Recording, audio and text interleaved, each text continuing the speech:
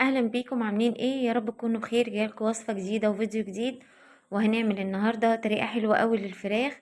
هنجيب طاسه، نحط فيها حوالي كده ربع كوبايه من الزيت. مش هنكتر زيت علشان الفراخ هتنزل الدهون بتاعتها. هنجيب بقى بصل وهنقطعه حلقات زي ما انتوا شايفين كده. بصل كتير، يعني حوالي 3 بصلات كده، ونقطعهم حلقات. هنبدأ بقى نشوح فيهم لحد ما ياخدوا لون اصفر فاتح كده، وبعد كده نكون معانا الفراخ بتاعتنا ونقعينها بقى كويس جدا في الدقيق والليمون والملح، ونسيبهم منقوعين لحد ايه ما ريحتهم تبقى حلوة. هنجيب بقى فلفل اخضر، رومي على حامي، لو حابة حامي حطي، مش حابة يبقى رومي بس. هنحط بقى معلقة من التوم كبيرة، وهنفضل بقى ايه نشوحهم كده مع بعض لحد لما نشم ريحة التوم. هننزل بقى بالفراخ. الفراخ بتاعتي دي كنت انا متبلاها وشايلاها في الفريزر جاهزة. فقلت اعمل الوصفة دي فالفراخ متبلة. فمش لازم خالص تكون الفراخ بتاعتك متبلة، ممكن تكون فراخ لسه جايباها او مطلعاها من الفريزر، اعمليها. بس عايزة اقول لكم ان المتبلة دي طعمها احلى واحلى كمان. هنبدأ بقى نقلب الفراخ كده لحد لما تاخد لون. انا كده مش بسويها، انا بديها لون.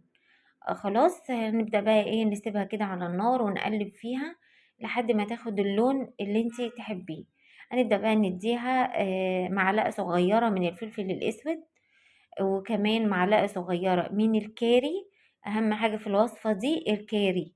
ركزوا جدا، الوصفة دي لو هتعملوها تحط عليها معلقة صغيرة هرمية من الكاري. واحط عليها بقى بهارات فراخ. عايزة اقول لكم هتدي طعم جميل جدا. بس كده نبدأ بقى ايه نقلبها برضو على الناحيتين لحد ما تاخد اللون من الناحيتين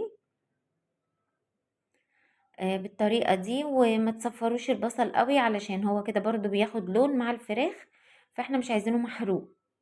بدأت الفراخ بتاعتي تاخد مني لون اهوت زي ما انتوا شايفين. هبدأ بقى اجيب طبق واطلع الفراخ. بعد ما خدت اللون هي كده يعتبر استوت، بس كده بنسبة 10%. اخدت اللون، وبعد كده بقى ايه اشيلها في طبق تاني. وهجيب بقى ايه طماطم حوالي 3 طماطميات كده متوسطين، هقطعهم مكعبات. وهنزل بيهم بقى كده ايه مع البصل والفلفل والثوم. وهسيبهم لحد ما القوطة بتاعتي تسبك خالص، ما يبقاش فيه قوطة مكعبات، تبقى عبارة عن قشر بس. خلاص، واول ما تسبك كده بقى ويبقى مفيش ولا نقطة مية في الطاسة، هجيب كوباية من الزبادي. زبادي، جربوا تحطوا الزبادي في الوصفة دي، حلو جدا. كوباية زبادي كبيرة بلدي عادي، وحطيها، او لو انت عندك زبادي شركات مفيش مشكلة.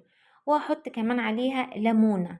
لازم تعصروا ليمون مع الوصفة دي، حلو جدا الليمون مع الزبادي، بيدي طعم في حتة تانية خالص. وانتوا لو جربتوها هتعرفوا انا بقولكوا ايه. هبدأ بقى ارجع بقى الفراخ بتاعتي تاني علشان اسويها 3/4 سوا، علشان هدخلها الفرن. لو انتوا حابين تسووها سوا كامل كده وما تدخلهاش الفرن برضو هتبقى حلوة جدا. خلاص هجيب بقى مية مغلية وهنزل عليها لحد لما اغطي الفراخ بتاعتي زي ما انتوا شايفين كده. احنا مش عايزين شوربة، احنا عايزين صوص. خلاص فهنسيبها بقى ايه تغلي. انا بالنسبه لي عشان هدخلها فرن فهسويها 3/4 سوا، لان انا عايزه اديها وش في الفرن وانشف عليها كده. هتعملوا جنبها ايه؟ هنعمل شويه رز ابيض كده. خلاص حطيت الفراخ في الطاجن البايركس او في صينيه ألمونيا زي ما تحبي، وهنزل عليها بقى بالصوص بتاعي.